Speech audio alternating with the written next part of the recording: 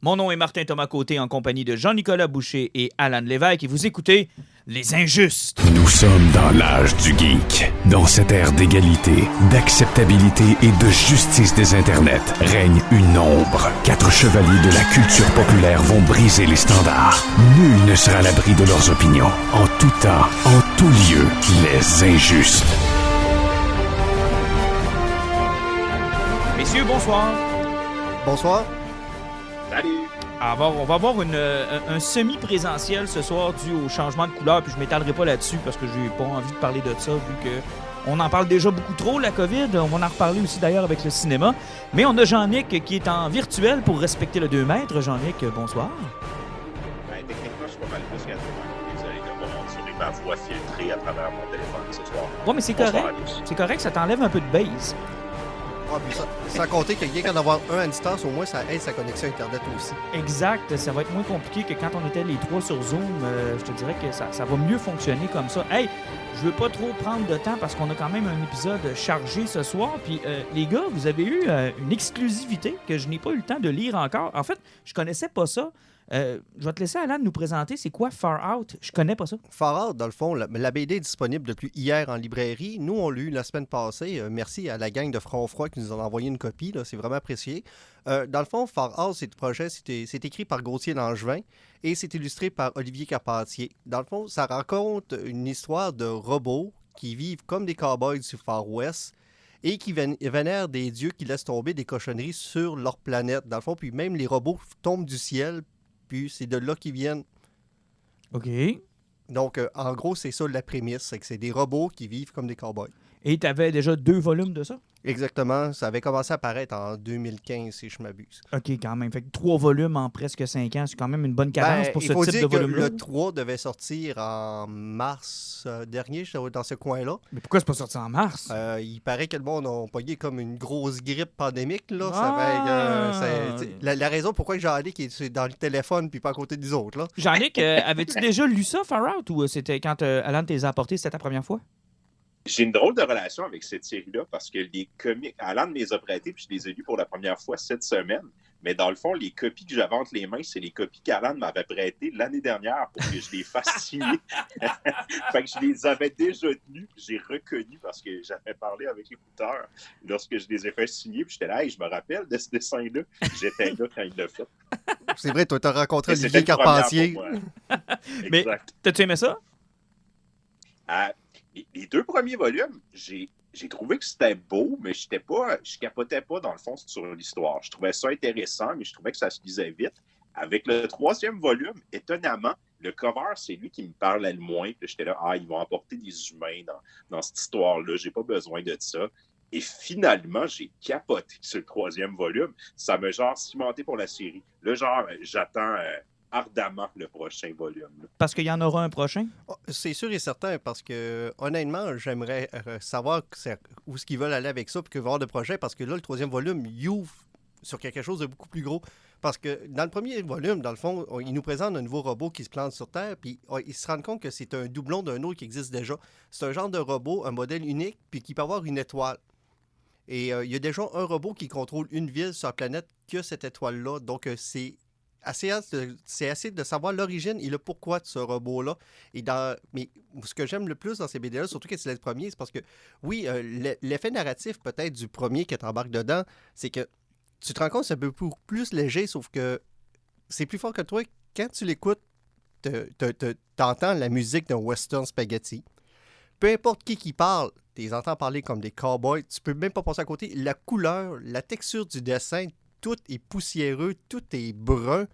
L'effet western, c'est ça qui est fort du premier volume. Mais c'est un format cartonné comme un Tintin ou un Astérix. Là. Non, c'est pas le couverture rigide. Non? C'est Non, ça. on est plus proche de la BD américaine. Ah, mais ça, c'est bien. Ça veut dire que rapport qualité-prix, ça s'équivaut un peu? Ou... Ouais, tu vas payer 20$ par BD. Là. Parce que j'en ai c'est quelque chose de pas loin de 100 pages. OK, fait quand même. Fait que c'est quelque chose qui se rapproche plus de l'américain. Ouais. Puis oui, ça se lit vite, mais ça donne le goût de le relire. OK, donc ça sera pas la seule lecture que tu vas en faire. Tu mets ça dans une bibliothèque, puis merci, bonsoir, t'oublies ça. Là. Clairement pas. Quand j'ai fini le deuxième, je me disais, bon, je vais avoir lu ça une fois, j'ai eu du fun, mais that's it. Après le troisième, j'ai fait, j'ai le goût de redécoller encore depuis le début. Puis sérieusement, là, les dessins sont vraiment magnifiques. Là. Chapeau à Carpentier. Là. Il m'a vendu avec son style. Puis avec le troisième volume, ben, ils m'ont vendu avec l'humanité de leur histoire. Oui, Gauthier Langevin était très fort sur l'écriture du troisième. Et effectivement, mais même Olivier Carpentier, l'hiver passé, je regardais souvent, il faisait du dessin en live sur Instagram. J'espère que tu n'as pas posé de questions embarrassantes du genre pourquoi. Non, il y a toi qui fais ça pour Harley Quinn. Il y a juste toi qui pose des questions sur les scènes d'Harley Quinn. Non, mais honnêtement, ce gars-là, il dessine bien, il est incroyable, il a un trait qui est fin, il rajoute du détail. Et c'est ça qui était le fun, c'est parce que quand tu lisais les deux premiers, tu avais le fun avec le côté western, tu comprenais pas trop ça allait. Il parlait des dieux qui peuvent exister, puis tu te doutais bien que c'était les humains, puis que ça se passait sur Terre, sur un futur. Mais quand tu arrives dans le troisième, c'est là que tu vis une cassure. Il n'y a pas de robot vraiment dans le troisième. Il explique ce qui s'est passé avec les humains et pourquoi que les robots sont là. Puis surtout, c'est quand tu découvres pourquoi que les robots vivent comme dans un western. C'est tellement cave et brillant en même temps. Là, hein. Tout ce que je peux vous dire, là, ça a rapport avec du magnétisme, avec un mot qui va avant. OK. Non, vous piquez ma curiosité. Sûrement que je vais aller me chercher les volumes. Ça m'intéresse. Ouais, sérieusement, c'est un gros mot à lire. Visuellement, c'est magnifique. Comme on dit, les deux premiers tomes, on sent qu'ils ont plus travaillé sur l'écriture pour nous donner une impression de western. Et dans le troisième, ils ont voulu nous lancer dans l'histoire. OK. Est-ce que ça peut s'adresser à un plus jeune public ou c'est quelque chose de plus mature, Jean-Nic, quand tu l'as lu? J'ai l'impression que ça va faire pour les deux, mais en même temps, il y a beaucoup de références. Ça demande d'avoir un certain amour pour le western en général, là. Mais il n'y a pas de trucs déplacés ni déplaisants. Moi, je pense que, un peu comme Dragon Ball, là, pas mal tout le public va trouver le compte. Ah oui, dans Dragon Ball, on a tous trouvé notre compte. Non, mais j'ai une question pour toi, Jean-Nic. Toi, je sais que tu traites plus cinéma, puis possiblement que dans des films italiens, des western spaghetti, tu en as certainement vu une couple.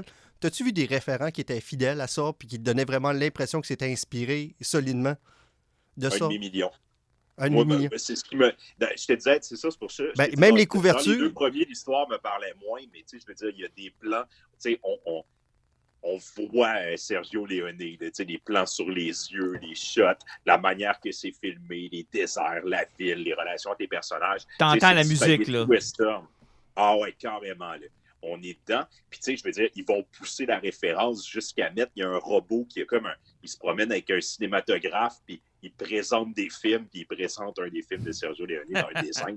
Mais je veux dire, c'est même pas caché. Puis, moi, c'est mon petit dada, là, les spaghettis western, puis je tombe en amour avec ça. Oui, puis même là, quelques mois, Olivier Carpentier sur Facebook avait fait des quiz avec ça, c'est de trouver les référents de chaque pochette de film pour chacune de ses covers de bande dessinée. C'est que tu peux voir qu'il est vraiment très inspiré là-dessus pour son dessin. Ça, c'est le fun, mais tu comparais avec l'autre BD de Western que tu nous avais parlé la dernière fois, là, c'était pas Calamity Jane?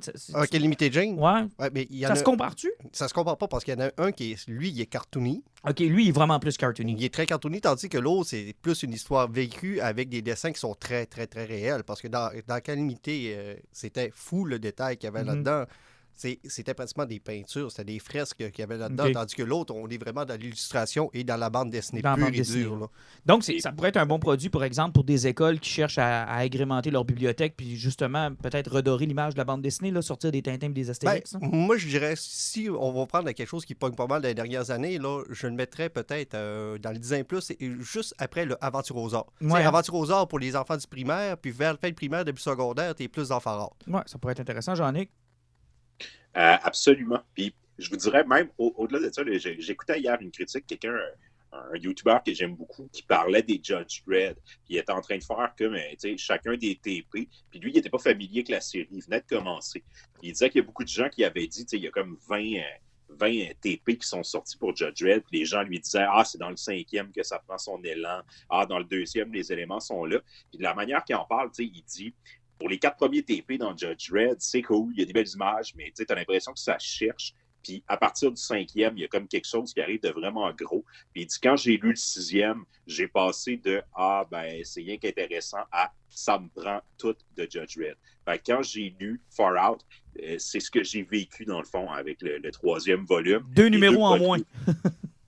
Ouais, ben c'est ça a pris un peu moins de temps, mais tu sais, ça fait quand même 5 ans qu'il travaille sur la BD. J'ai l'impression qu'il cherchait peut-être un petit peu plus dans les 2 premiers. Tu sais, j'ai aucune idée de quel genre de plan il avait conçu pour l'histoire, mais avec le 3e, là, tu sais, ça cimente la série. J'ai le goût de lire ce qui va arriver par la suite. Là. C'est super bien. Hey, pendant qu'on parle de BD québécois, juste faire un petit crochet. On n'en parlera pas tout de suite, mais on aura l'occasion dans les prochains épisodes de vous parler de Alice. Je sais qu'on vous en a parlé beaucoup, puis c'est un projet qui est spécial parce que c'est né en même temps ou presque Les Injustes. Oui, effectivement. Fait que c'est presque au 2e ou 3e épisode des Injustes qu'on a décidé d'embarquer dans le projet de sociofinancement.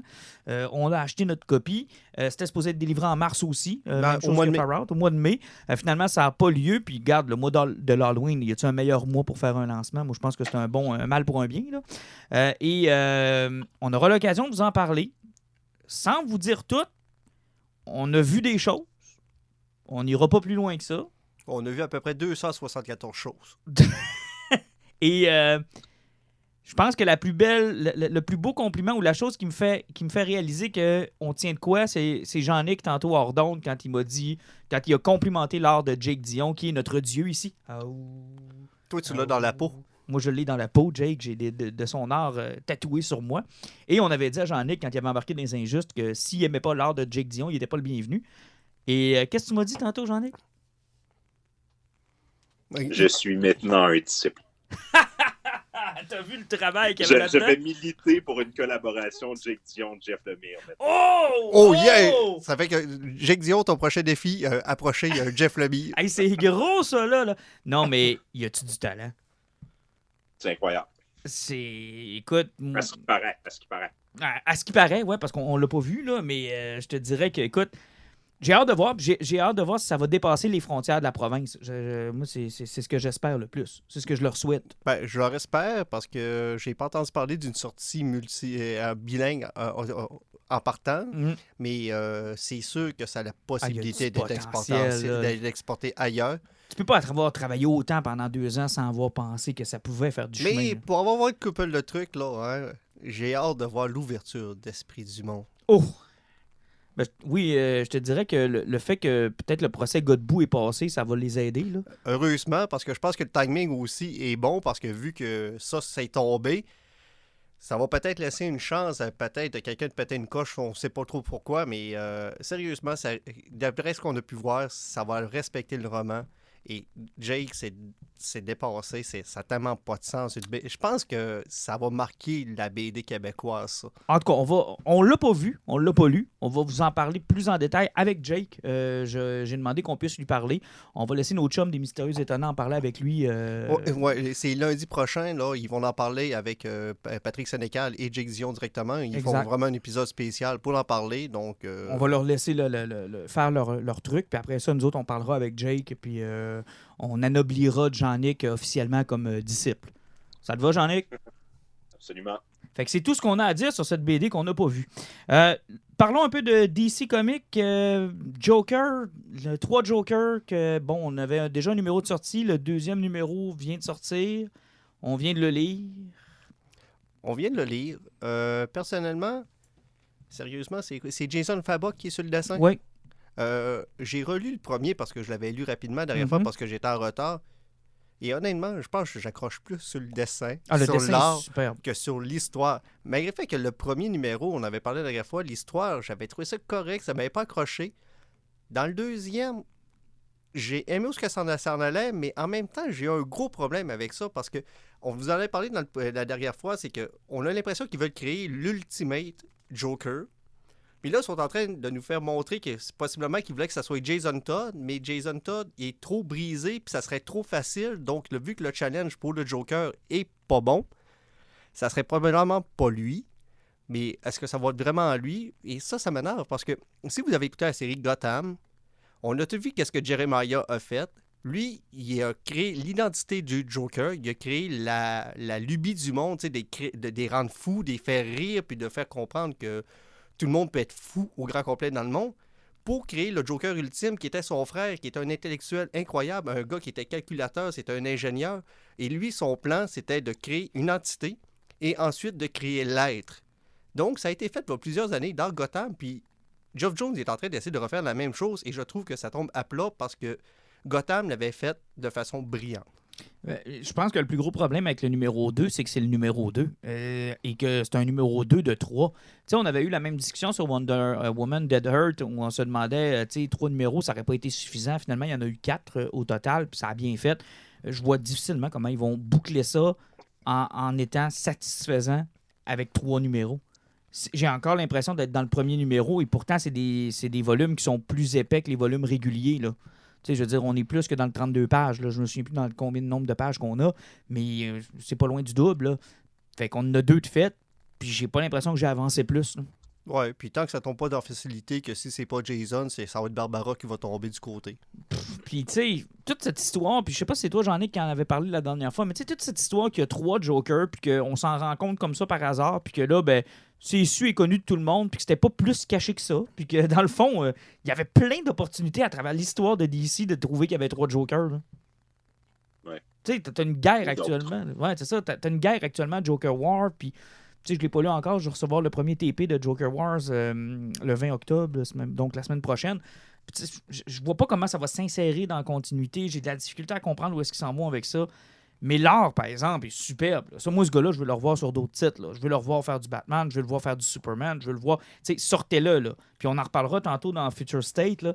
Ils vont mettre des gros canons là-dessus, là, puis ça risque d'être intéressant. Mais je veux le revoir, là. Je veux pas qu'il reste juste sur Three Jokers. Sérieusement, c'est le plus beau Batman que j'ai vu depuis que je lis le Warren Ellis, Batman in the Grave. In the Grave, avec Brian Hitch, qui fait un Batman qui est tout simplement hallucinant, là. Hey, je vous laisse le choix. On parle tout de suite d'Invincible ou on parle de Future State tout de suite? On peut sauter sur Invincible. On va laisser Jean-Nic se défouler un petit peu là-dessus. Invincible, Jean-Nic, la première bande-annonce d'Amazon Prime est sortie et je t'annonce, avant que tu commences à nous donner ton appréciation de la bande-annonce, que j'ai terminé le 3e compendium. Et je t'en reparlerai quand on aura fini de parler de la série animée, de mon appréciation de la fin de cette magnifique série que tu m'as fait vivre. Là. Il va chialer. Ouais, je vais chialer, mais c'est un chiolage positif. Parce que Kirkman, il est comme ça. Tu te fâches après parce que ça finit dans le fond. T'sais. C'est un peu ça le problème. Mais je veux que tu me parles de la bande-annonce. Ben, moi, à venir à date, j'ai adoré ça. Parce que ce que j'avais peur avec la bande-annonce, c'est qu'un, le style d'animation ne rende pas hommage au dessin, qui est plutôt simple, qui est carré, qui est sec, qui est parfait pour être animé. Efficace. C'est pas à propos du dessin. C'est à propos de ce qui se passe avec ces personnages-là.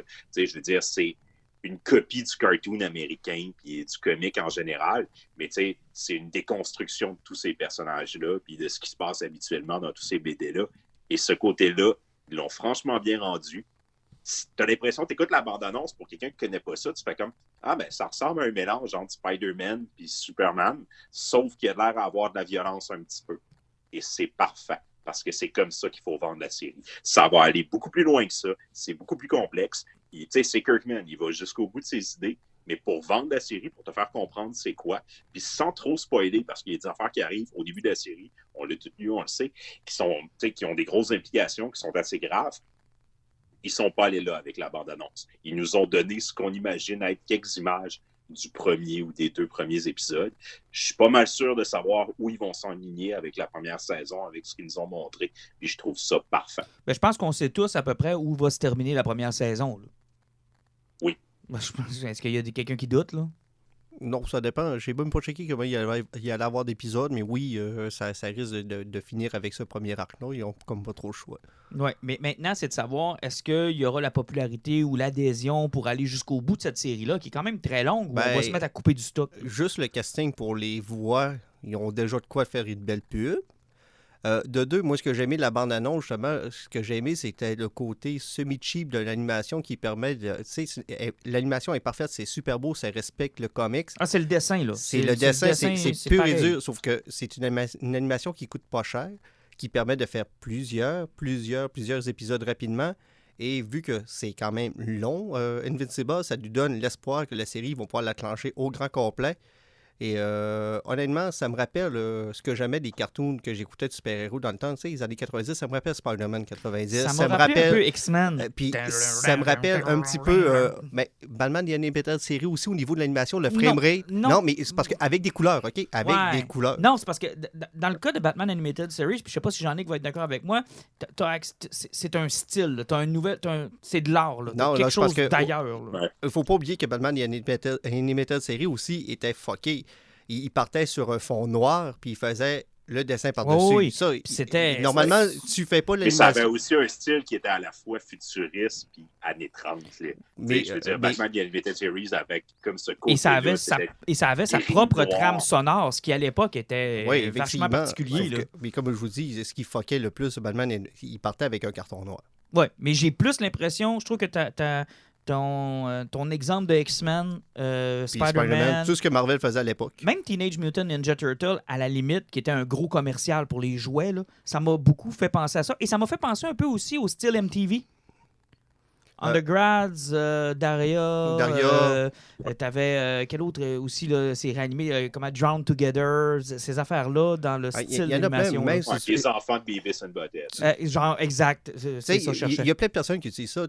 Même si vous êtes sur Netflix, vous avez écouté F for Family. Oui. C'est le même type d'animation. C'est du Henry puis sa gang avec un peu plus de budget. Là. En fait, c'est que ça n'a pas véritablement de style. Puis je suis un peu d'accord avec Jean-Nic. C'est vraiment sur l'histoire qu'on va se concentrer. Puis là, j'ai le goût de dire aux jeunes puis à ceux qui vont écouter ça, qui n'ont jamais lu la BD, là, attachez-vous à votre chaise. Là. Parce que s'ils font comme dans BD, vous allez avoir une Christie de bonne série. Je suis presque convaincu de parce que ça représente et ce que ça peut être. Là, ça va être le genre de série, quand elle va sortir Day One, ça ne fera pas les chiffres de The Boys ou de n'importe quelle grosse série d'Amazon. Mais ça va avoir un bouche à oreille incroyable. Ça va, genre, dans les semaines qui vont suivre, là, ça va être le truc que le monde va dire, il faut absolument que tu écoutes ça. Il faut absolument que tu jettes un œil là-dessus. Il faut absolument que tu écoutes cette série-là. Parce que, ils vont prendre ces petits moments-là, what the fuck, vraiment gros, très fort, puis ils vont parsemer ça, puis les gens vont... Ça vient du champ gauche, là. Tu penses pas que la série va t'amener là, puis là, bang, t'as un coup de pied d'en face. Puis ça, je pense que ça va hooker les gens. Puis... Penses-tu que c'est une bonne chose d'avoir fait la pub autour du créateur de The Walking Dead? Est-ce que ça peut attirer du monde? Ben oui, parce que présentement, encore à la TV, ça pogne beaucoup, cette série-là. Ouais. Amazon distribue une de leurs séries aussi, de The Walking Dead. Robert est encore très connu pour ça, surtout au niveau de la TV, parce que ses autres séries, au niveau de la télévision, c'est plus ou moins connu. Donc, oui, tu mises sur Walking Dead, tu n'as pratiquement pas le choix. Puis aussi, juste pour parler de l'animation, je suis pas convaincu, j'ai entendu du monde parler là, du fait qu'il y a du CGI dedans. Il faut comprendre une chose dans l'animation de nos jours, c'est que tout véhicule et tout plan de ville, quand tu le fais en animation, c'est que tu l'as fait une fois ta modélisation, tu peux la réutiliser 2000 fois. Et au niveau, tu as des profondeurs, puis de la troisième dimension, tu sauves beaucoup d'ouvrages et faire un épisode de 22 minutes qui pourrait te prendre 3 mois à produire, tu ne vas pas le faire en 1 mois. Là. C'est qu'il faut comprendre l'idée du coût de la production là-dessus. Non, effectivement. Mais moi, honnêtement, au début, j'ai eu de la misère avec l'animation, je vous l'avais dit. Puis l'autre chose, c'est que je ne perds pas espoir que l'animation s'améliore de saison en saison. On a déjà vu ça dans d'autres projets où on s'est dépêché de sortir le produit. On l'a fait avec les moyens qu'on avait. Puis après 2-3 saisons, pouf, là, c'est devenu... Anyway, moi, tant que ça ne look pas comme la deuxième saison de Berserk qui ont sorti une couple d'années, Jean-Luc va certainement être d'accord avec moi. Tant que ça ne l'air pas à ça, je vais être content. Ouais. Ah, c'était si pire que ça? Je te fais un high five virtuel. Ils ont été obligés d'annuler la série à cause de ça, tellement qu'ils ont eu de bâche. Ils se sont tellement fait ramasser qu'ils ont annulé la série. Parce que tu as des animations qui se sont vraiment améliorées avec le temps. Je pense en particulier à la nouvelle série de Ninja Turtle en 2012, puis à Clone Wars en particulier. Là. Bon, c'est sûr que là, ils n'ont pas Disney dans le cul, là, Invincible, mais n'empêche que quand tu écoutes la première saison de Clone Wars, puis tu écoutes la dernière qui est sortie sur Disney+, c'est pas ailleurs. Ils n'ont pas Disney, mais ils ont Amazon. Puis je te dirais que présentement, Amazon, il y a beaucoup d'argent. Si le monde sont là, le budget va être là. Mais c'est drôle parce qu'on a longtemps cru que Disney Plus allait être le grand concurrent de Netflix, mais on se rend de plus en plus compte qu'Amazon sont bien plus sérieux. Donc, Jean-Nic, t'es en train de dire que la pandémie n'a pas ruiné Amazon? Je comprends pas. T'es en train de me dire que ça fonctionne? Ah ouais? Ça marche encore? C'est-tu vrai que Jeff Bezos a pris tous les soirs qu'il n'y ait pas de vaccin? S'il vous plaît, pas de vaccin. À moins que je le livre. Si j'ai eu son cadeau de Noël de bonheur cette année. On va se le dire, là, oui. Mais ça vous surprend-tu que Disney Plus n'est pas plus agressif que ça? Là, on attend Mandalorian. Mais, Tu parles de Disney+, mais t'as-tu vu la nouvelle qu'il y a eu cette semaine? ben, le casting de fou pour un Non, film non. Ils ont remanagé au grand complet la distribution et tout le management de Disney. Et présentement, ils sont en train de bâtir une aile au grand complet où ils s'occupent juste du streaming. Et ils sont en train de créer l'aile qui s'appelle « Fuck you cinéma, vous allez tous mourir », puis les autres, on s'en va direct on streaming. Oh, c'est audacieux. Et non, ils ont créé leur aile. Ah ouais, c'est audacieux. Ouais, ils ont créé l'aile « Fuck you cinéma ». Ouais, j'ai hâte de voir ce que ça va donner, parce qu'à date, moi, ils m'ont pas impressionné. Là. Ouais, sauf que il va encore avoir des cinémas qui Dune va sortir en 2021, peut-être 2022. Mais gars, tu nous amènes au... En fait, ils t'ont pas impressionné, t'as peu. Je te questionne là-dessus. Le problème, c'est qu'ils n'ont pas assez de contenu, selon moi. Ben, c'est sinon, ça. tout ce qu'ils ont produit, tu sais, la série de Jeff Goldblum, tu sais, ça a comme le monde trouvait ça cool la première semaine, puis après tout le monde s'en foutait. Mais sinon, Mandalorian, ça a été, tu sais, tout que hit. Le film qu'ils ont sorti, j'oublie le nom, la comédie musicale. J'ai Ed Monster. Hamilton. Ouais, Hamilton. Ça a Ouais, mais connu un ça, super succès. Mulan, ça les a. Tu sais, je veux dire, ils ont fait du cash. avec une sortie de cinéma, ils ont dû perdre de l'argent un peu là-dessus, mais ça les a convaincus, tu sais, comme Alan disait, de faire une fucking branche qui va rien que s'occuper de faire du streaming. Moi, je suis convaincu que le MCU et une bonne partie de Star Wars, là, ça va se décider là-dessus. Là. Ils sont en train de rallier le carte, ils font comme les grosses sorties des films qui nous coûtent 1 milliard. Là, mais pour Star Wars, c'est brillant parce que Star Wars, c'est un univers d'histoire. C'est pas un univers de film. Tu sais, une fois que tu as le cœur, que tu as eu la première trilogie, que tu as eu la pré-merde et tu as eu la what the fuck d'après, c'est un univers d'histoire. Puis c'est merveilleux en série TV parce que quand tu vois sur les séries TV, tu peux sortir de la famille Skywalker, tu peux aller ailleurs. Puis c'est un univers à faire découvrir au monde. Et je suis convaincu que streaming est le futur de Star Wars et le cinéma n'est absolument pas sa place. Puis j'attends encore les romans du chemin qui voulait faire la nouvelle le Old Republic, là, une nouvelle version. Ça va sortir en 2021, mais j'ai hâte de voir ce que ça va donner parce que les autres, ils espéraient refaire des films à partir de ça. Mais j'ai des gros doutes que ça va fonctionner. Qu'ils se concentrent sur ce qu'ils ont, qu'ils concentrent leur effort avec des Filoni de compléter l'histoire qu'il y avait avec ces personnages qu'ils avaient créés à côté. Puis après, ils verront ce qu'ils vont aller. Ils ont de quoi pour 4-5 ans encore minimum. Mais pour le MCU, c'est encore le cinéma qui demeure, je pense, l'essentiel. Puis là, regarde, on a des rumeurs de Tobey Maguire, Andrew Garfield. Tu veux tomber sur Spider-Man? Spider-Man, ça va être intense. Mais Jean-Nic, je veux que tu finisses ton point avant. Oui, ben c'est ça. Les Spider-Verse, là, c'est la partie Sony. Mais sinon, c'est quoi les grosses sorties cinéma là, qui s'en viennent? Tu sais, je veux dire, il y a Black Widow. Puis c'était... On s'attend tous à ce que ça soit annoncé là, d'ici à la fin de l'année, que finalement, il va sortir en streaming. Puis après ça va être Eternals. Ils ont comme les mains liées avec les grosses productions. Ils sont pognés avec ça. Les films sont tournés ou à moitié tournés. Ils vont devoir les sortir en salle ou du moins repousser le plus possible. Mais ils s'enlignent ces séries. Là. Puis là, ça lui donne une raison de mettre le budget pour la série de WandaVision, puis la série de Captain America, comment ça s'appelle? C'est Falcon, Captain American Falcon. Non, c'est Winter Falcon. Winter Soldier. Puis, je veux dire, là, ils voulaient faire ça comme un side project à leur film. Là, j'ai comme l'impression qu'ils vont être en train de repenser ça, pour faire comme, bon, ben, tant qu'à faire un side project, pourquoi ça ne devient pas ça, le projet principal? Puis les films vont devenir des à côté. Si on n'est pas capable d'ouvrir les salles à moyen terme. Ils vont garder les films pour l'acteur AAA. Tu sais, comme un Doctor Strange, Tom Holland, tu sais, Kuckenberg, Tom Holland, tu gardes ça pour le cinéma. Thor Love and Thunder.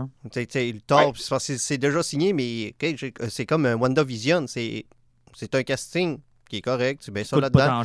Anthony Mackie, c'est le même principe. C'est un gars de série TV. Ça va-tu? Hey, je vous pose la question. Je sais qu'on n'est pas des experts, mais on jase pour jaser. Est-ce que le fait justement que le cinéma est sur pause comme ça va avoir une pression aussi à la baisse sur les salaires de ces acteurs-là, qu'ils vont vouloir travailler, là, qu'à un moment donné, ils vont se dire, regarde, là, je veux travailler. Pensez-vous que c'est à l'avantage des studios?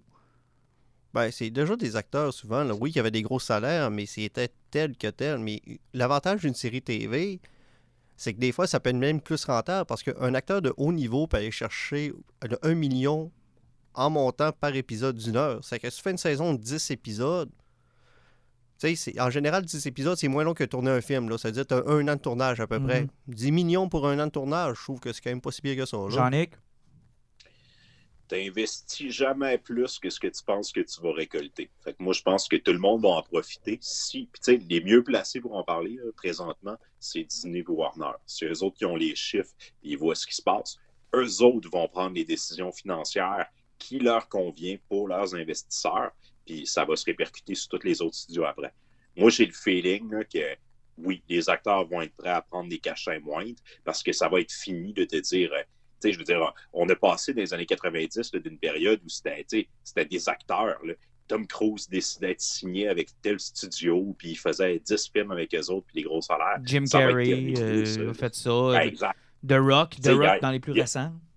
Puis à côté, là, il regarde Adam Sandler puis ses films de merde sur Netflix là, qui coûtent à peu près 100 000 $ à produire, là, puis qui font... Je veux dire que le monde s'abonne littéralement à Netflix pour écouter ces déchets-là. Là. C'est clair que ça fait penser tous les investisseurs. Hey, pendant qu'on parle de cinéma, là, on a su que Jurassic World Dominion, ça a été interrompu. Ça va sortir plus tard que prévu. Il y a même eu des cas de COVID. Dune a été reporté Dune a été reporté à octobre, là, pas James Bond a encore été une fois reporté. Et là, tu as The Batman qui n'ont pas pris de chance, puis ils se sont dit, regarde, on a de la misère sur le set, on a eu des cas de COVID, il y a des rumeurs de Pattinson qui chicane avec Matt Reeves, on n'a pas l'air de prendre de chance non plus, on a repoussé ça à 2022. Et là, le vrai problème, c'est Wonder Woman, parce que là, on est prêt, on veut profiter de la slot de Noël. Wonder Woman, là, ce que je trouve le plus con, là, hein, c'est Disney puis Warner. Chris, là, ça va être le combat à qui sort son film pour Noël, puis c'est au premier qui va l'annoncer, parce que si tu veux faire du cash en sortant un direct ou vidéo là, à louer, ça va être à Noël, quand le monde, tout ce qu'ils vont pouvoir faire, c'est écouter un esti de film avec leur famille, parce qu'ils ne pourront pas recevoir de monde, de rien. C'est que si tu veux faire du cash, c'est à Noël, que le monde va t'en congé, puis ils vont rien d'autre avoir à faire que louer ton film. Et là, présentement, il n'y a personne qui ose faire le move. Moi, je pensais que Disney allait le faire avant ça. Ils l'ont pas encore fait. Warner, c'est peut-être que c'est une grouille de l'annoncer. Là. Mais on a cru ça aussi pour Troll, puis ça n'a pas eu cet effet-là. Là. Tout le monde était confiné à la maison encore plus sévèrement qu'on l'est actuellement, puis ça n'a pas donné les chiffres non plus. Là. Ouais, mais c'était Troll. Ouais, mais Jean-Nic, penses-tu qu'on va écouter Wonder Woman à Noël en streaming? Oui. Ah ouais, j'en suis convaincu. Pour la semaine de Noël? Non. J'ai l'impression qu'il va être repoussé à genre la première semaine de février. Ah ouais, février. Ouais, la place où les films vont pour mourir, mais ça, c'est dans une année où tu as eu des sorties normales. OK, mais moi, je pense que... C'est audacieux, je trouve. Ouais, c'est audacieux, je trouve ça audacieux. Moi, je pense que Alan a raison. Moi, je pense qu'ils veulent profiter du fait qu'on va être confiné à Noël. C'est surtout Disney. Disney sont forts à Noël, d'habitude. Puis moi, je suis presque convaincu que Black Widow, on va l'avoir sur Disney Plus à Noël. Mais sauf que le problème aussi, c'est que présentement, ils doivent... Non. Ah, c'est vrai.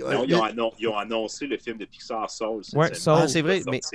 pour Noël, ils ne mettront pas deux. Non, c'est vrai. C'est parce que je pense qu'ils se sont rendus compte avec Mulan, la loi en Europe, là, leur rentre trop dans les dents, puis qu'ils ne peuvent pas le louer sur leur plateforme direct pure, là. Ouais. Tandis que moi, mais Soul, par exemple, il n'y aura pas de supplément. Tu es abonné à Disney+, tu l'as. Ouais. Ça ressemble un peu à leur sortie qu'ils avaient faite avec Onward, le dernier Pixar. Là. Oui. Celui qui avait fait une semaine au cinéma, puis qui s'était dépêché de sortir sur Disney+, quand le confinement a eu lieu. Là. Soul, ça va être un peu ça. Black Widow, j'ai l'impression qu'ils veulent le rentabiliser. Là. Ils vont vouloir que tu payes le petit extra. Là.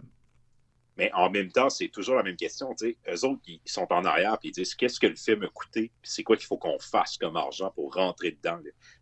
Quand le film t'a coûté 100 millions et qu'il n'était pas mis de publicité, c'est une chose. Mais là, on parle de gros projets. Wonder Woman, là, c'est un film qui t'a coûté la totale puis qu'il y a eu plusieurs publicités autour. Ils ont eu plusieurs moments où ils pensaient le lancer.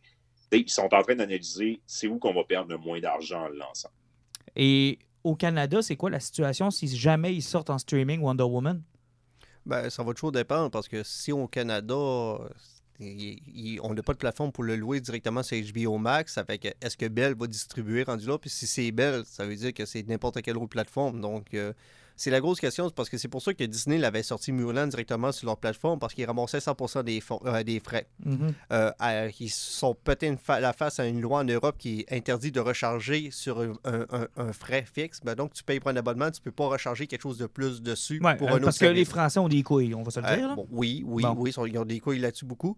Donc, là, rendu là, qu'est-ce qui va se passer? S'ils le mettent rien sur HBO, ça veut dire que... Tout le Canada, il n'y a pas accès. Ben, tout le monde au grand complet, il n'y a pas accès. Ça veut dire qu'il faut qu'ils le mettent directement sur Google, il faut qu'ils le mettent sur Apple, il faut qu'ils le mettent partout, puis tu ramasses des peanuts sur chaque location. Ça, c'est sans compter que tu y a assurément une ressurgence du piratage avec ça. Là.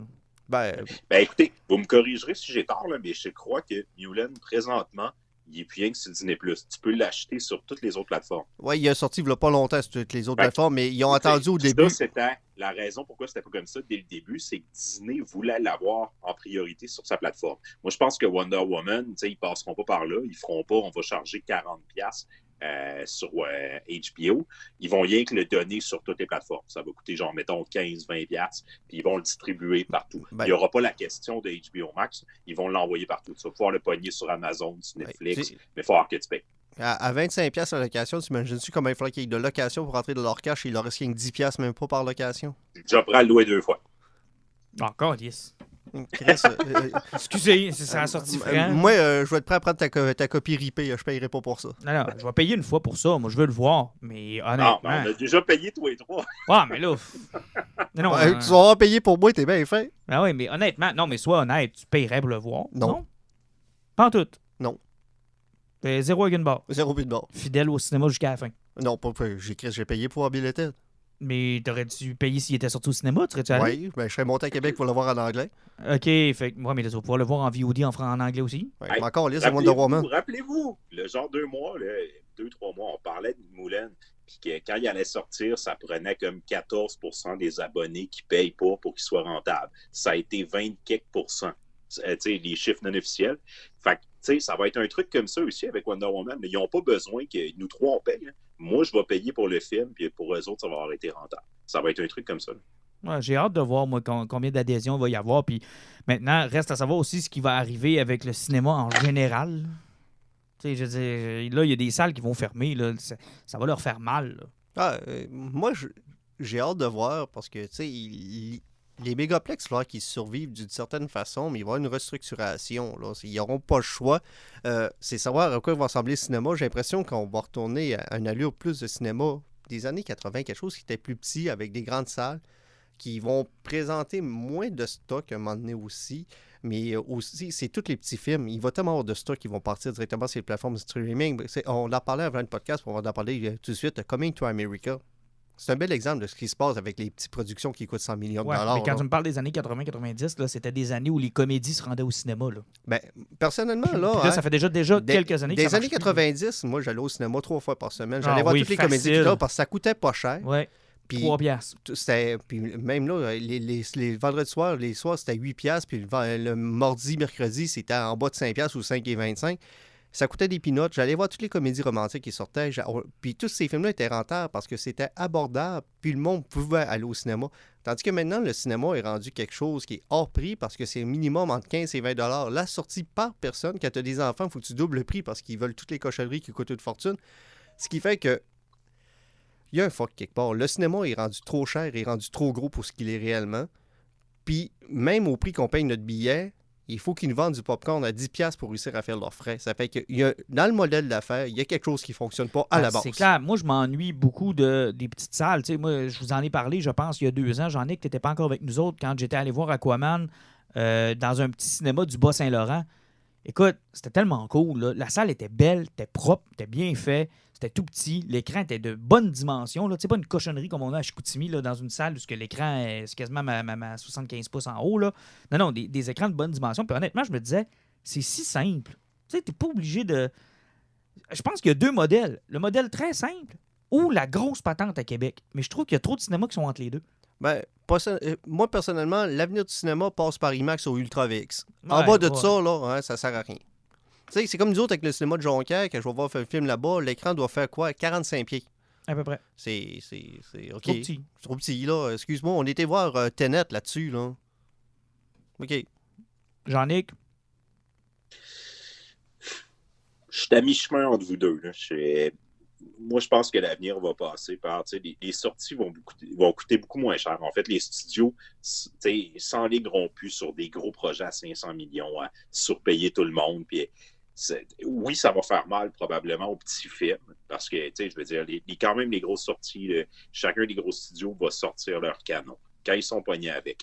Mais j'ai l'impression qu'à moyen/long terme, les studios vont se repositionner. Ils vont y aller pour peut-être moins de films, mettre moins des gros budgets, resserrer tout ça, parce que, le problème va rester le même, là. Le nombre de personnes que tu as dans ta salle va être limité, donc le revenu que tu peux faire avec cette présentation va être limité. Puis, tu sais, je veux dire, les gens, là, ils en ont moins d'argent présentement. Ça va mal partout sur la planète. Ils ne peuvent pas augmenter les prix là, pour les billets. Tu sais, je veux dire, je comprends le concept de oui, il va rester rien que des mégaplex où on va présenter des méga productions, puis ça va coûter méga cher. Mais tu peux pas remplir la salle à 100%, puis tu peux pas demander des prix de fou. Parce que, anyway, le monde qui paierait un prix de fou, ça les intéresse pas de payer ces prix-là. De toute façon, je suis allé dans un mégaplex à New York. Là. Je peux vous le dire, là, c'était 35$ le billet. Là. Pour des fauteuils avec les pattes qui lèvent, puis les écrans qui n'ont pas d'allure, puis le confort total. Là. À 35$ du billet, mon homme, tu n'iras pas en voir 28 dans ton année. Là. Tu vas en cibler 2-3. C'est une game de baseball, tu sais. Ouais, c'est ça, là. Si tu restes en plein cœur de Manhattan, tu as un moyen d'y aller 3 fois par jour. Ouais, je comprends, là, mais n'empêche que, tu sais, un mégaplex de même, là. Ah, je sais. Ils n'ont pas juste fait ça parce que. Mais moi, je te parle comme les Cinéplex Odéon à Québec, là. C'est le même prix n'importe quel cinéma, puis ils ont même des prix là, spéciaux l'après-midi. Tu payes en bas de 10$ pour voir l'après-midi, tu peux voir un film en Ultra VX. Ouais, ça puis le D-Box, je suis convaincu qu'il est appelé à mourir parce que ça coûte trop cher pour l'expérience. C'est le nouveau 3D, ça. Ouais, mais sauf que l'expérience, elle vaut pas tant la peine que ça. Une fois que ça a essayé 3-4 fois, là, c'est correct, tu as du fun. Les films d'avion, des films de chars, tu peux avoir des fun. Sinon, c'est vraiment n'importe quoi. On s'entend-tu que la pandémie va avoir tué le 3D? Ah, ça, c'est sûr et certain que les crises de lunettes. Mais puis aussi, tantôt, tu parlais du fait que les cinémas coûtaient trop cher. Puis même si le cinéma voulait aller sur le streaming, je vais vous donner justement l'exemple de Coming to America que je parlais il y a quelques secondes. On va parler d'un film qui a une production totale qui frôle le 100 millions de dollars. Pas si pire que ça, vu qu'ils n'ont pas eu le temps de faire de pub, rien, ils n'ont pas réussi à trop déborder là-dessus. Amazon n'étant pas parlé pour acheter le film. On parle d'un rachat de 120 millions de dollars. Je sais pas s'il y a une clause sur chacune des clics s'il va se ramasser une scène ou deux, là. Mais quand tu fais juste 20 millions de profits sur un crise de film, c'est quoi la rentabilité de ton studio? Ça vaut-tu la peine de risquer 100 millions quand tu vas en faire 20? Tu sais, tu dis, j'ai un film, là, il me coûterait 100 millions à faire, tu me l'achètes-tu 130? OK, il faudra que tu en fasses combien pour réussir à faire un film de 250? Non, ça n'a aucun bon sens. En passant, parlons du produit en tant que tel. Avez-vous hâte de voir Coming to America? Ben, Coming to Amazon, je suis curieux. Honnêtement, j'espère, parce que Eddie Murphy, le dernier bon film que j'ai vu de lui, j'étais adolescent. Jean-Nic, ça te parle-tu? Zéro pin bar. Va chier! Des années 90, Eddie Murphy, je le trouvais pas très drôle. Je le trouve pas très drôle non plus aujourd'hui. Je sais que ça fait longtemps qu'il n'a pas fait de trucs. Il a fait un film sur Netflix l'année dernière qui a eu un super de bon succès critique, là, I Am Dolomite, où il joue un acteur de film de série Z. Je suis curieux, je vais l'écouter, mais j'ai aucun hype pour ça. Je suis pas public. Moi, la seule peur que j'ai, c'est cette tendance qu'on a. Puis, tu sais, le cinéma, on a tendance à oublier que c'est pas si vieux que ça, hein. C'est pas si vieux que ça, le cinéma en tant que tel. Non. Et cette tendance-là de retour à l'âge d'or, là, tu sais, on reprend des comédies d'il y a 30 ans. Tu sais, on voyait pas ça dans les années 80 parce qu'il n'y en avait pas de films à reprendre, tu sais, des suites de 30 ans qui avaient bien fonctionné. Tu sais, les La Cloche et l'Idiot 2, là. Ça n'a pas marché, là. C'était pas bon, là. C'était pas drôle. Je trouve qu'on manque cruellement d'originalité dans notre cinéma. Puis j'ai ri à La Cloche et l'Idiot 2. Il y a déjà eu un prequel à La Cloche et l'Idiot 2. Non, ça, de 3 films. On n'en parlera pas du prequel. Heureusement, c'était pas le même acteur qui était dedans. C'était mauvais, hein? Mais le deuxième, j'avais ri quand même. Tu sais, on parle des films. Bill et Ted, c'en est un exemple. Ça va être 30 ans plus tard, la suite. Oui, je sais, mais moi, j'ai de la difficulté avec ça. J'ai de la misère avec ça. J'ai dit, laissez nos classiques. Trouvez de quoi d'autre. T'as déjà parlé du phénomène, du fait que ils vont chercher la génération qui tripait sur le cinéma, qui tripait sur bien des choses. Puis, tu sais, on est le public cible, puis c'est nous autres qui essayent d'aller les rechercher. Mais tu sais, on les a vus, ces films-là. T'sais, Indiana Jones 4, là, c'est rendu dans la salle que je me suis rendu compte que j'en voulais pas un 4, là. Tu vas aller voir le 5? Non. Il y en a un 5 qui s'en vient, tu vas aller voir. Oui, mais... Hey, mais je veux pas être sale, là, hein. Honnêtement, j'aimerais juste qu'il redonne les licences à Harrison Ford pour piloter des avions pour qu'il s'écrase une dernière fois avant qu'il fasse ce film-là. Ah, ça va être terrible. Sérieusement, ça me tente pas de voir ça. Tu sais, c'est rendu à Star Wars Rise of Skywalker où je me suis dit, ouais, 3 films plus tard, finalement, j'en voulais-tu 3 autres, tu sais. Je sais pas. Je sais pas comment exprimer le fait que, tu sais, ça s'est jamais vu. On a toujours vu des remakes, tu sais, c'est correct. Là, depuis que le cinéma est cinéma, il y en a eu. Mais là, c'est la gériatrie au cinéma aussi. Là, je veux dire, Arnold, je l'aime beaucoup, Arnold Schwarzenegger, mais là, c'est assez. Là. À moins qu'il aille complètement ailleurs et qu'il change sa carrière comme Peter Sellers l'avait fait en fin de carrière ou comme d'autres acteurs l'ont fait en fin de carrière. Peter Cushing a eu une fin de carrière extraordinaire. Christopher Lee n'a jamais arrêté, il a eu une fin de carrière extraordinaire. Mais tu sais, pour les mêmes rôles que vous faisiez dans les années 80. Tu sais, Eddie Murphy, c'est ça, là. Tu me ramènes Eddie Murphy, le Eddie Murphy de Coming to America en 2020. J'ai-tu le goût de voir ça? Je trouve que ça fait à la limite... Non, petit, non, là. je vais te poser une question. Je veux à une côté. adaptation de Roméo et Juliette avec Jennifer Jason Leigh, puis avec Sarah Michelle Gellar, Et puis je veux Harrison Ford, puis je veux Arnold Schwarzenegger, puis Sylvester Stallone qui joue là-dedans. Tu sais, je veux qu'ils se reconstruisent à travers les grands textes de Shakespeare. Je pense que ça serait bon. Non? Je serais curieux. Moi, je serais là. Moi, je l'écouterais. Mais non, je sais pas. On dirait que je suis tanné. Puis je me fais tout le temps pogner. Tu sais, t'as raison, je vais payer. Puis c'est rendu dans la salle que je me dis, mais quelle crise de mauvaise idée. Tu sais, Ouais. Terminator Dark Fate, on s'est fait pogner. Là. Hey, il ramène Linda Hamilton. Wow! On s'est fait avoir C'est par le pas fait. si pire, Dark Fate. Hey, veux-tu que je te Oh, rappelle la le. connexion est moins bonne, Jean-Nic. Veux-tu que je te rappelle le Humvee dans le fond de l'eau à la fin qui faisait des tonneaux? Le plus long chicken C'est le- fight de C'est l'histoire. le 3/4e meilleur film de Terminator de la franchise.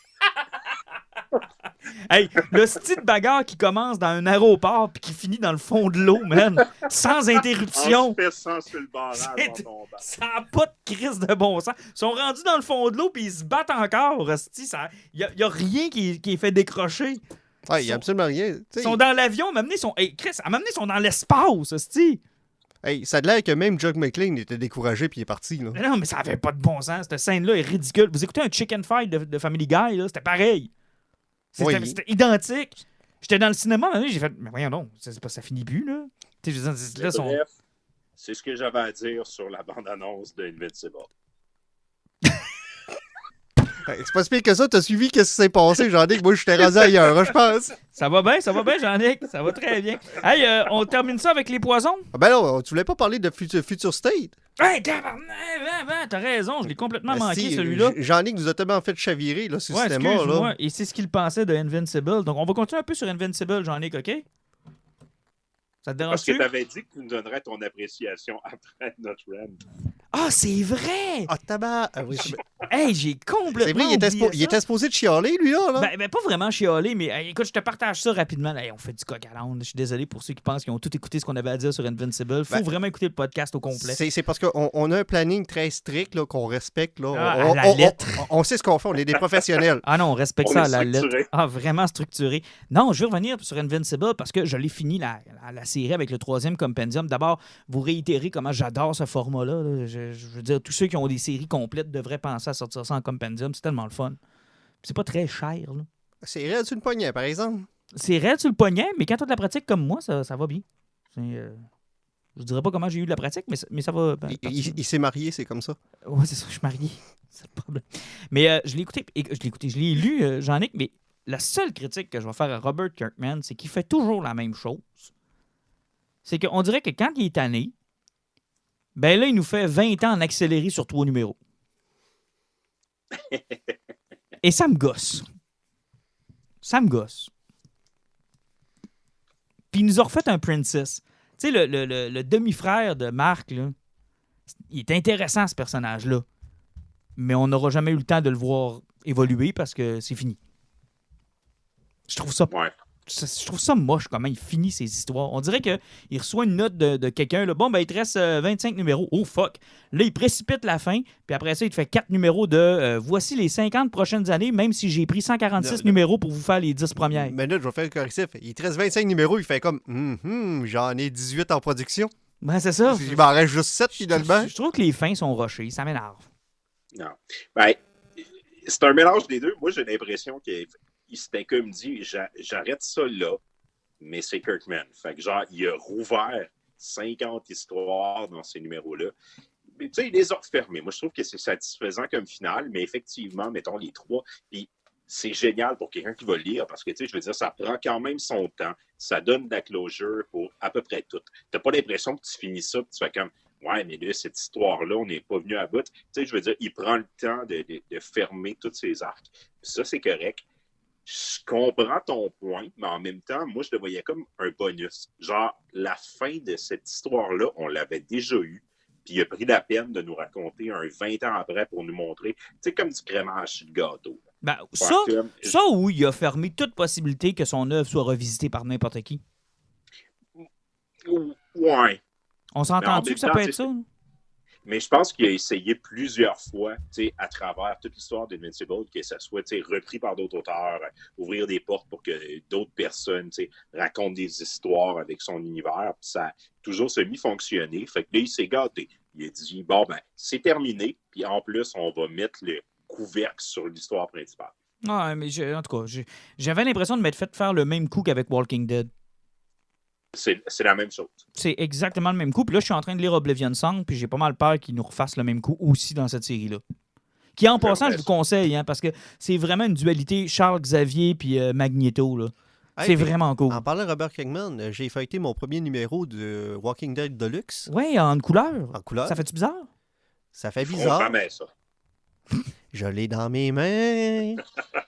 Puis, honnêtement, ça fait très bizarre. J'ai l'impression que ça va donner une autre vision du comic. Ça va être différent. Je sais pas. J'ai l'impression que ça va avoir moins d'impact. Puis ça va avoir l'air con ce que je vais dire, mais ça va avoir l'air d'un comic. ouais, ça le cartoonise beaucoup, je trouve. Moi. Hey, ok, t'as compris ce que je voulais dire, merci. Ouais. C'est ça, c'est parce que ça va. On dirait que ça va enlever un côté dramatique. Puis ça va le rendre vraiment plus comme un comic standard. C'est que je suis encore curieux de voir le résultat. C'est un gros défi que je me lance. Ouais, tu t'es embarqué 142 numéros en couleur. 193. 193 numéros en couleur sur 10 ans. Ouais. Écoute, c'est un bon contrat. C'est un assez de contrat, là. C'est un bon contrat. Je suis chanceux, je me rendrai pas là. Hey, tu te rends compte à quel point ce gars-là, il a réussi à faire de l'argent facile? Hey, je refais mes 193 numéros en couleur. DC Future State, vous avez-tu eu le temps de voir un peu ce que je vous ai envoyé, Jean-Nic? Oui. Non. J'ai eu le temps, j'ai travaillé 11 heures aujourd'hui. T'as pas vu un peu? Non. Bon. T'es-tu fâché après le Future State?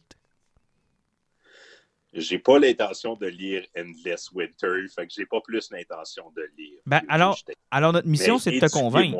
Alors, notre mission, c'est de te convaincre. Si tu essaies de le comparer avec Apocalypse, tu vas parler du Marvel, c'est que tu vas le parler direct. Trouve-toi nos comparatifs. Ah non, mais c'est le comparatif, je le fais pour les auditeurs. Fuck Jean-Nic, là. Mais ça me fait énormément penser à ceux qui étaient dans les années 90 et qui ont vécu cet événement-là. T'étais de ceux-là, genre, Alan? T'avais-tu vécu en direct? Ou, j'ai pas vécu en direct. C'était Patrice qui l'avait vécu en direct. Effectivement. Age of Apocalypse. Vous avez sûrement déjà entendu parler de ça. C'est au début des années 90, 93, 94. Oui, effectivement, mais c'est après l'époque Jim Lee et compagnie. Effectivement. Là. Et on avait mis sur pause tous les titres des X-Men au complet. Oui, puis on avait créé un univers parallèle avec Apocalypse qui régnait sur le monde. Exact. Et ça a duré plusieurs numéros dans plusieurs séries. Ça a duré au-delà d'un an facile. Ben, honnêtement, l'omnibus faisait pas loin de 1000. Il doit frôler 1400 pages. Ouais. Fait que je dis que ça frôle 2 ans de comics. Facile. Et ça avait permis de donner un souffle nouveau. Il y avait des personnages qui étaient apparus là-dedans. Tout le monde avait un rôle différent. C'était vraiment intéressant. C'est vraiment le Elseworld, mais poussé dans l'extrême. C'est-à-dire qu'on vous coupe tout ce que vous êtes en train de lire. On ne vous donne pas d'autre possibilité que cet univers-là. Embarquez avec nous dans le train. On vous amène à quelque part. Vous allez triper. Puis, en même temps, on va aller chercher du nouveau monde qui ne connaissent pas les comics, qui n'ont pas suivi la continuité, qui veulent embarquer avec nous Puis autres. ça nous permet de refaire une restructuration du comic mainstream. C'est qu'à l'époque, il y avait pas mal refait les X-Men par après. Ben oui, mais ça nous permet de réfléchir. En fait, ça nous achète du temps. Exactement. Ouais, je vous arrête, vous dites du Elseworld. Ça veut dire que Age of Apocalypse, ça a été comme une histoire à côté, puis ça n'a pas eu de répercussions réelles sur le reste. Ça en a eu d'une certaine façon, parce que ça a eu les Apocalypse, puis même des personnages, ils se sont souvent rencontrés là, de ces deux dimensions-là. Ils ont réussi à les intermélanger par après. Sauf que c'est ce qui te permet de prendre tes personnages, les emmener ailleurs, leur donner un break, puis de réussir à relancer ta marque par après. Puis tester des idées aussi. Tester des idées aussi, tu sais, parce qu'il y a Blink qui est un personnage qui avait été présenté dans Age of Apocalypse, qu'on voit encore de nos jours.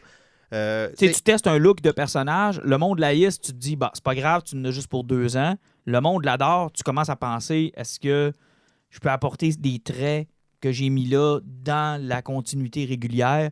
Tu sais, ça t'ouvre des portes, puis ça t'amène un pardon du fanbase qui ne crieront pas à la perversion de leur univers parce qu'ils se disent, tu sais, ils embarquent dans ton trip que t'es ailleurs. Fait que moi, je pense que c'est une opportunité. Puis c'est le fun pour amener du nouveau monde. Tu sais, il se passe de quoi? Puis, tu sais, là, on sent la restructuration qu'il y a chez DC. Ils ont laissé tomber le 5G. On voit que Future State se rapproche beaucoup du 5G parce qu'ils vont chercher Superman de Kingdom Come. Les Batman, il y en a un de New 52, je me trompe pas, qui est là-dedans. Ils vont aller chercher une couple de personnages qui sont perdus d'un bord puis de l'autre. Là, ils vont tout emporter. Jonathan, il va être rendu encore plus vieux qu'il est présentement. Il va là, ça va être un gars d'une vingtaine d'années, Jonathan Kent. Il y a deux nouvelles Wonder Woman qu'on connaît plus ou moins. Il va y avoir des nouveaux personnages. Stephanie Brown, Cassandra Cain vont être les Bad Girls. T'as Kara Zor-El qui est là-dedans aussi. T'as Superman qui a enfermé Metropolis dans une bulle. Les Batman sont pris avec une espèce de crime syndicate à Gotham. T'as beaucoup de choses. En fait, là, en gros, pour vous donner une idée, pendant 2 mois, ils vont suspendre tous les titres de DC au complet. Ça explique justement qu'on a eu la grosse surprise qui arrêtait tous leurs gros titres dans le 2 mois, qui annonçaient qu'en mois de janvier, tout était fini, que Bendis allait perdre Superman, ce qui n'est pas qu'il va perdre Superman, ce qui va perdre le Action Comics et le Superman actuel. Parce qu'après, il va y avoir... Je dirais pas que ça va être vraiment un reboot, parce que moi, je trouve que ça s'enligne sur ce qu'il avait déjà parlé, ce qu'il voulait faire avec le 5G, c'est revenir au pré-52. Ouais. Puis là, j'ai l'impression que plutôt qu'avec des personnages qui sont vieux et qui respectent l'âge qu'il y avait, c'est qu'on va vraiment retourner au statu quo de DC des années 90. Moi, je pense que c'est le plan. Mais Future State va nous donner un 2 mois, je pense, de plaisir. On a regardé, là, ils ont divisé ça en 3 familles. La famille de Batman, la famille de Superman, puis la Justice League. Justice League, ouais. Et chacun va avoir 2 titres principaux. Des extra 16, là, donc ça va être des gros volumes, 2 numéros par mois. Et il y a 4 ou 6, je pense, one-shot de différents personnages à travers cet univers-là sur 2 mois. Fait x2 à tout ça. Ça va te faire une belle grosse collection. Ça va faire des très beaux TP à aller chercher. Mais je pense qu'il y a moyen de s'amuser avec ça. Là. Oui, je crois qu'il y a de quoi s'amuser. Puis moi, ce que j'aime, c'est que présentement, là, DC, j'en ai qui avait même lâché. Il n'a pas suivi de Justice League présent. Batman Metal, il n'est pas là-dedans. Ce qui est le fun, c'est que j'ai l'impression que là, AT&T, leur objectif, c'est de sortir des crises. Parce que je ne sais plus comment mettre de S à la fin de leur petite crise. Ils vont sortir de ça, puis ils vont repartir à neuf. Ça fait qu'ils vont pouvoir aller rechercher d'autres readers, puis possiblement aller rechercher le monde que ça fait 10 ans qu'ils ont arrêté des livres parce qu'ils n'étaient plus capables de non, tout écoute, ce on l'a fait, le Dead Metal, puis c'est pas facile. Hey, sérieusement, hier, je m'amusais à checker mes TP de Justice League Dark, Justice League normale et Justice League Odyssey. Je suis rendu avec au-dessus de 13 TP, puis pour une histoire qui est fort simple, c'est un univers, c'est une crisis, là, ces 13 TP-là, puis c'est pas encore fini. Non, c'est horrible. Moi, je pense, Jean-Nic, que tu vas peut-être aimer ça. On va essayer de te convaincre au moins de le lire, parce que là, moi et Alan, on a des plans pour essayer de le suivre sans acheter tout. Là. Ah, c'est malade. J'ai hâte de le lire dans 7 ans. On va te les faire lire. Il est vraiment désagréable jusqu'à la fin. On va te les faire lire, Jean-Nic, parce qu'on veut avoir ton venin en direct sur pourquoi t'aimes pas ça. Il paraît que Jeff Lemire va-tu un projet? Je vais le lire demain. Hey, on termine avec les poisons. Tiens, Jean-Nic, on t'a pas assez entendu. Je vais commencer avec toi. J'ai pas de poison cette semaine. Salut Jean-Nic, je vois encore ton front puis ta lumière. On dirait que ta lumière c'est un soleil, mais Jean-Nic, viens nous parler de ton 30 jours d'Halloween d'horreur qui intéresse tout le monde à part moi. Non, j'en parle pas cette semaine. OK, mais ton poison, c'est quoi? Là? Parce que là, le temps file. Je vais vous parler d'une bande dessinée que j'ai capotée cette semaine. En fait, je vais vous revenir avec mes films d'horreur. Je continue, j'en écoute un par jour. Puis c'est lourd parce qu'il y a beaucoup de merde dans ce que j'écoute. Mais je vais faire un petit pause là-dessus. Je vais vous parler d'une bande dessinée qui s'appelle L'Arabe du futur de Riyad Satouf. C'est une bande dessinée française qui a été publiée en 4 volumes. Ça ressemble beaucoup à ce que fait Guy Delisle. Okay. On suit En fait, la manière que ça nous est présenté, là, c'est comme une espèce de biographie pour l'auteur, où il a vécu en France, en Syrie, puis en Libye. Puis c'est le clash des cultures, dans le fond, entre chacun des endroits où il a vécu. Puis l'auteur, pendant qu'il est en train d'écrire ça, nous met en contexte sur ce qui se passe. Parce qu'on est à la fin des années 60, quand la BD commence, fait qu'on vit les années 70-80, les régimes qui s'affrontent, ce qui se passe aux États-Unis, en France, mais surtout au Moyen-Orient. Moi, c'est quelque chose que je ne connaissais pas beaucoup. C'est fascinant de plonger dans cette culture-là, et surtout à travers les yeux d'un... l'auteur se voit plus comme un Français que comme quelqu'un qui vient du Moyen-Orient, puis de vivre les histoires à travers quelque chose de très humain. Puis, le personnage de son père qui est à la fois un trou de cul, mais un gars qui croit beaucoup, qui est intellectuel, qui adore sa patrie, mais qui veut s'ouvrir sur le monde. je suis sur le premier volume de 4 où on vit à travers toutes les années que l'auteur a vécu dans ces 3 patries-là. C'est vraiment génial. Ruez-vous là-dessus si vous aimez le style du Guy Delisle, parce que ça me rappelle ça. Elle coupe-tu sa touffe à la fin? Ou... Sérieusement, quand t'as dit non, j'ai rien entendu Riyad Satouf. Riyad Satouf. Ouais, c'est ça, mais sauf que à ma tête, ça a vraiment fait Riyad Écoute, Satouf. on a la maturité de 2 enfants de 5 ans, fait que tu vas nous pardonner ce bout-là. Ouais, excuse-nous. Je vais m'adresser à l'enfant de 10 ans que vous êtes supposé être ensemble. Écoute, Riyad Satouf, c'est drôle. Non? Il y a juste nous autres qui trouvent ça drôle. C'est correct, Alan est bon public, il rit à côté de moi. Bon, Jean-Nic a décidé qu'il faisait son intellectuel. On va le laisser avec sa touffe. Écoutez, je peux vous parler aussi de Mad Monster Party. Oui. Que j'ai posté cette semaine de comédie musicale en stop motion. Ça date de quelle année, ce film-là, hein? Je vais le prendre, je l'ai devant moi. Je peux te dire l'année exacte. Ouais, mais c'est parce qu'on fait de la radio, on fait pas de... T'sais, je sais que toi, tu nous vois et on te voit, là, mais c'est... Mais 1967. Quand même. Si vieux que ça? Ben oui, puis c'est un film en stop motion qui est vraiment incroyable. Moi, je me suis dit, ça m'a fait regretter le fait qu'on n'ait pas un spécial des mopettes de l'Halloween. Ah, ça t'a fait regretter ça, toi, chose. Ouais, mais tu peux réécouter ça de Charlie Brown. Ben, tu vois, ça me fait regretter qu'on n'ait pas un spécial des mopettes de l'Halloween. OK. On en a un pour Noël. Je suis content pour on toi. va en prendre un pour le prix. Oui, t'as raison. On va appeler Jim Henson. Il n'y a rien à faire, c'est un site? Non, il a cancellé Dark Crystal. OK. De toute façon, il est pas mort. Oui, il est mort. Il souffre de la maladie d'être mort. On s'attendait que quelqu'un le dise, là, mais visiblement, personne ne parlait. Alan, ton poison? Moi, mon poison, je l'ai écouté dimanche dernier. C'est Returning with You du réalisateur Makoto Shinkai. Ou Shinkai. Il n'est pas parent que ça touffe? Non, lui, il Shinkai, c'est tout. C'est le même réalisateur qui avait fait Your Name, que plusieurs personnes ont certainement déjà vu. Mm-hmm. Oui. Dans le fond, le gars ne s'éloigne pas de ses modèles. Il est encore sur une histoire d'amour de jeunes adolescents, là, des alentours de 16-17 ans. Là, on traite plutôt d'une histoire où on est d'un Tokyo qui est pogné avec un problème de pluie continue. C'est qu'il mouille, puis c'est sans arrêt. Là. C'est 24 heures sur 24, 7 jours sur 7. Il n'arrête jamais de mouiller. Et il y a un Flo qui sauve de son île parce qu'il veut un rayon de soleil, puis il veut se sauver de sa famille, ça va pas bien. Ça fait que Flo de 16 ans traverse sur l'île de Tokyo. Puis il va travailler pour un journal d'histoire folle, de n'importe quoi. Et il y a des rumeurs qu'il y a des Sunshine Girls qui existent, dont des filles qui sont capables d'appeler le soleil. OK. Et finalement, il finit par tomber sur une de ces filles-là. Okay. Et c'est là la relation d'amour qui commence à se créer sur une fille qui est vraiment capable de faire des prières et d'emmener le soleil pendant une courte période de temps. Donc, on est encore sur l'histoire de romance, on est encore un petit peu dans l'humour qui est correct, mais c'est une histoire qui est encore une fois très bien ficelée. Sérieusement, la pluie dans cet animé-là, elle est fabuleuse. Je l'ai écouté sur un cinéma maison en DTS HD Master, là, puis la pluie sonne encore plus belle que la vraie pluie dehors. C'est que juste cette ambiance-là et la qualité d'animation de la pluie, c'était sublime. Et là, je m'étais dit, je me ferais pas avoir comme Your Name, là, mon calice, que je vais arriver à la fin du film, là, j'aurais pas d'émotion. Ben, fuck you, là. Il m'a cassé. Ouais. Il m'a encore cassé. T'as eu des émotions? Your Name, ça avait été incroyable, la finale. Mais lui, à celle-là, je fais comme, j'en vois venir. Parce que... Non, il m'a cassé ça. Il m'a encore cassé raide, là. Ce réalisateur-là, c'est final. C'est un foutu génie. Tu sais, tu dis toujours, mais c'est une petite histoire romantique, il m'aura pas, c'est cucu, T'es cassé à chaque fois. Ça m'intéresse, honnêtement. J'ai pas vu Your Name.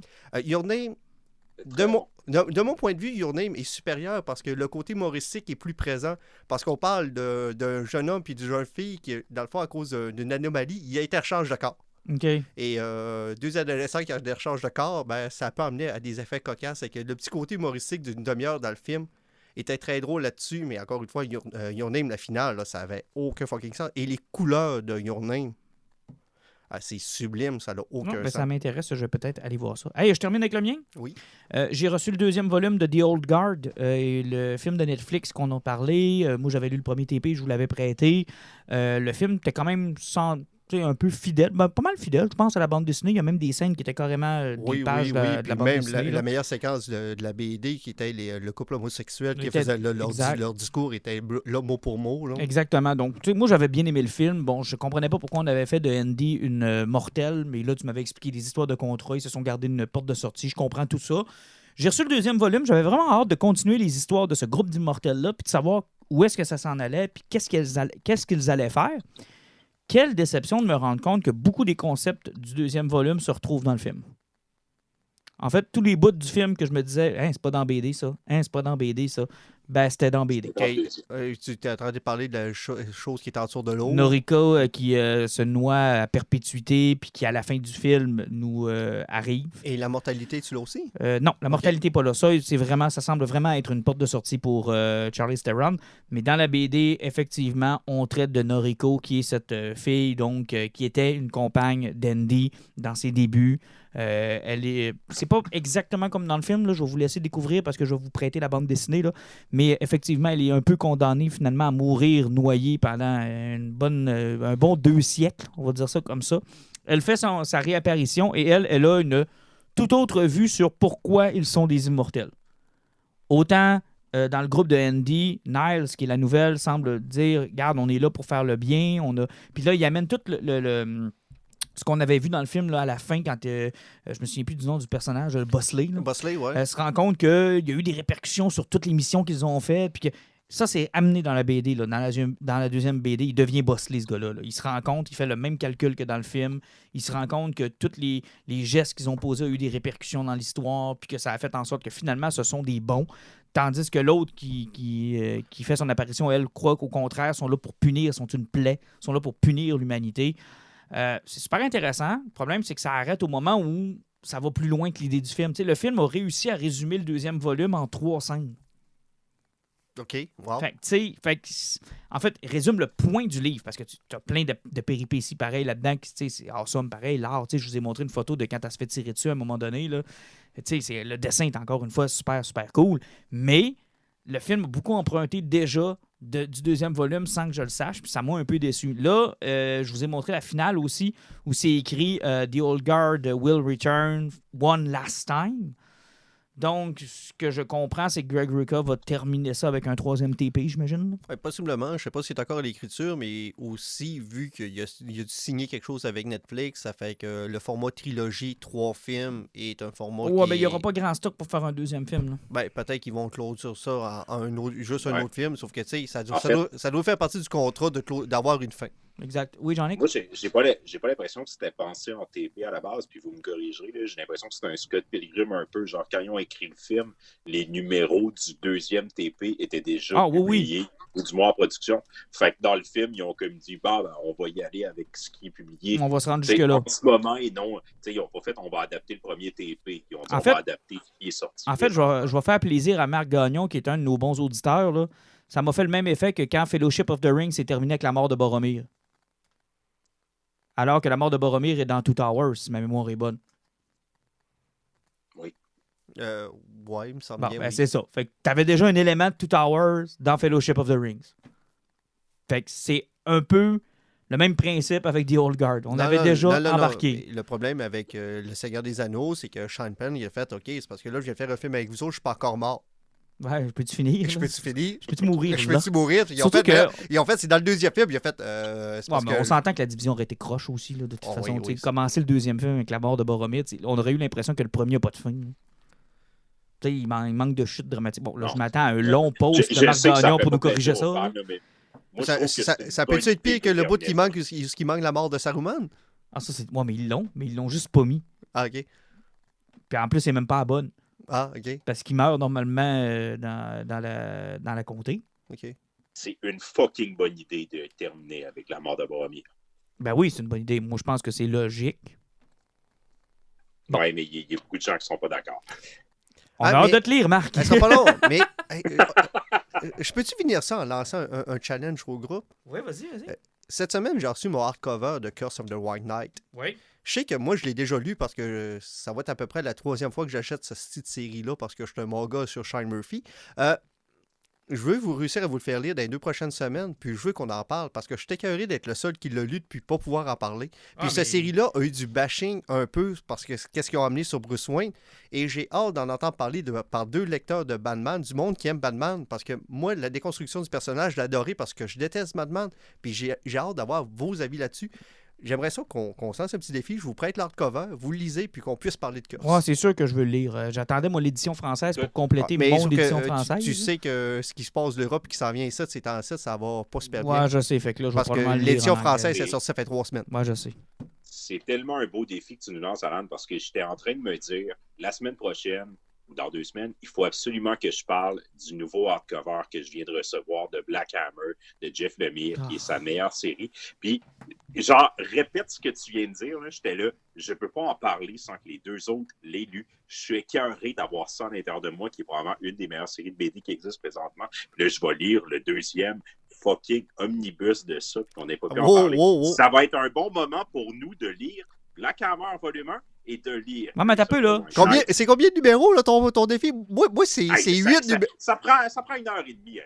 Hey, c'est parce que je suis le seul qui se fait fourrer dans cette histoire-là, moi. Moi, je vais lire les non, 2. Je vais lire 2 affaires que je suis convaincu qui sont awesome. Je vais vous prêter Sunstone, puis je vais vous demander de poser une question à Stepan Sedjic. Ça pourra pas être plus maladroit que toi. Merci, Jean-Nic. Hey, on se revoit dans 2 semaines. On s'en va bientôt. Salut! Salut.